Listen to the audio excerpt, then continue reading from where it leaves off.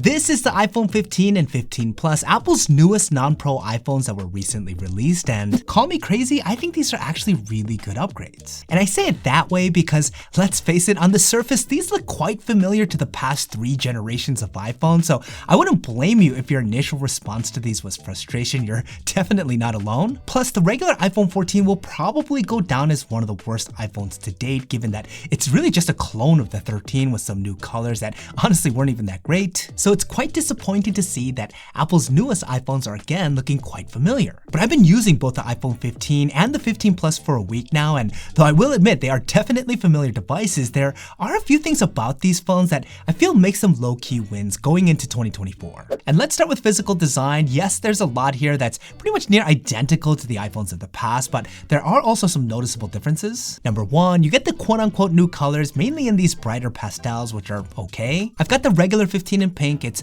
probably my favorite out of the new brighter options. It's got this washed out finish, which I feel works if the goal is to make the iPhone feel a bit more refined. That said, I much prefer the darker choice the 15 has. The black looks a lot more stealthy and sleek, and you're probably a lot less likely to get sick of it over time. Both phones come with the standard color matched frames. Yes, they're still made out of aluminum, no stainless steel or titanium like some of the other more premium Apple devices these days, but they're still really well put together with this brushed finish and way less fingerprint prone than the other metals, and they do complement the rest of the phone's design very well. This is especially true this year as the iPhone 15 and the 15 Plus have a satin finish on the back here as opposed to a glossy one. I absolutely love this change. I think this is the first time ever that a non-Pro iPhone has a non-glossy back. It's so much easier to keep the phone looking clean and smudge free and makes it way easier to film, and it gives the non-Pro iPhone a more mature look and feel. Now, as far as dimensions go, they're virtually identical to the form factors of the past, so no change in screen or bezel size, which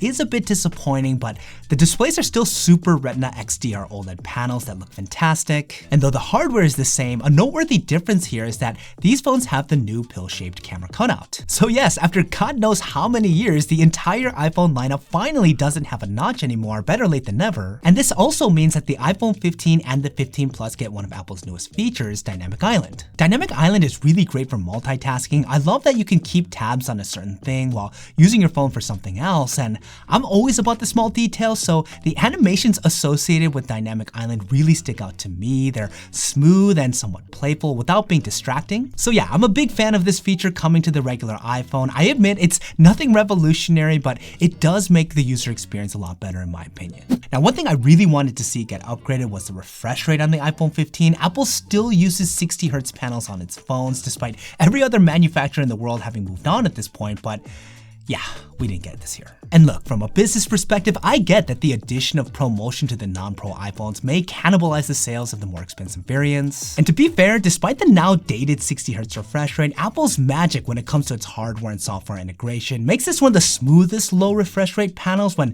benchmarked against the competition. But it would have been nice to have gotten something like a 90 Hz panel that would still separate it out from the Pros while giving users a taste of that ProMotion buttery goodness. It would have made these phones no-brainer buys in my opinion, but alas, we're gonna have to keep our fingers crossed for next year. Now, there is something new on the iPhone 15 and the 15 Plus that I personally thought would never change on the iPhone, and here of course I'm talking about the adoption of USB Type-C. After likely making billions through their Lightning connector, Apple finally folded and implemented their new phones with the world's universal charging point, not because they wanted to, but kinda had to. Now, in that regard, Apple didn't really put a lot of effort to take advantage of this new I/O for the regular iPhone 15s. It doesn't get an increase in charge speeds or the USB 3 high-speed data transfer like the Pros, but it's still nice not having to pack extra lightning cables every time I'm on the move. Now, another quote-unquote upgrade for the iPhone 15 and the 15 Plus is with its processor, and I say it that way because it's not technically new as it's powered by the A16 Bionic, the same processor that powered last year's iPhone 14 Pro. Last year's regular iPhone 14 really got the shaft as it was the first year Apple didn't equip all their phones with their latest mobile silicon, so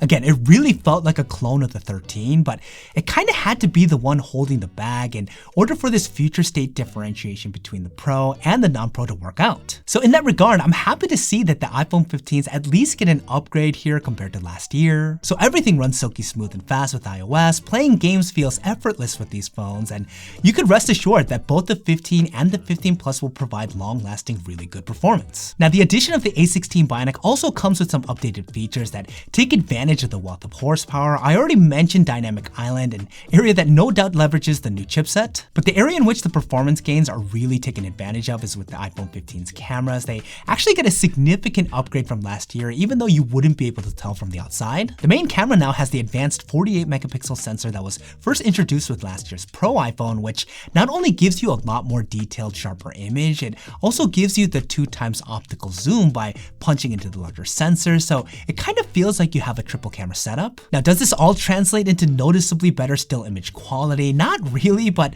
that's mainly because the older iPhones were already pretty fantastic. Apple continues to produce some of the most natural, color-accurate photos that don't look artificially enhanced, and they do really well in virtually any setting. Plus, Apple threw in some new software tricks like the always-on portrait mode that allows you to take pictures of people or pets and turn them into portrait shots after the fact. You could also adjust the focus point of the image in the Photos app, which honestly is kind of amazing. But the real amazing part of any iPhone camera is, of course, its video quality that continues to decimate the competition, and it's still very much the case for the iPhone 15s. Now, you don't get the newest Pro video features that made its way to the 15 Pro, like the ability to shoot 4K ProRes at up to 60 frames per second or in log, which honestly is kind of insane for a smartphone, but don't fret because the standard 4K video that's on these phones are still absolutely exemplary. This really is, to me, the biggest flex for Apple. The footage this phone is able to produce is just so good. The way it manages sharpness, colors, stabilization, and dynamic range all at the same time is almost unreal. And what I feel really makes this even more amazing is that the footage is completely effortless to get. You don't have to manually adjust your lighting or even try and walk smoothly when filming. You could just whip out the camera at a moment's notice and run around with it, and you'll be blown away at how good it comes out. And to be honest, as nice as the new Pro video features are on the 15 Pro and the 15 Pro Max for a camera nerd like me, I can guarantee you that 99% of people won't ever use them, so you're really not missing out on much by going with the regular 15. Now, the last area of performance that's a big deal for me is battery life, as my experience with the 14 Pro has just been trash if I'm being completely honest, so I'm happy to say it's noticeably better so far. And dude, some special recognition has to be given to the often neglected middle child. The 15 Plus's battery life is honestly chef's kiss. It's so good. I could easily get through a full day and a half of moderate use on this bad boy, and I know people have been experiencing thermal issues and drama like that. Thankfully, none of that for me. It's been a smooth and enjoyable experience with the battery up to this point. Now, I'm gonna monitor this closely, especially because there are a lot of people that seem to be experiencing overheating, but so far the battery life on both of these phones have been pretty solid. And that brings me to my overall thoughts on the iPhone 15 and the 15 Plus. And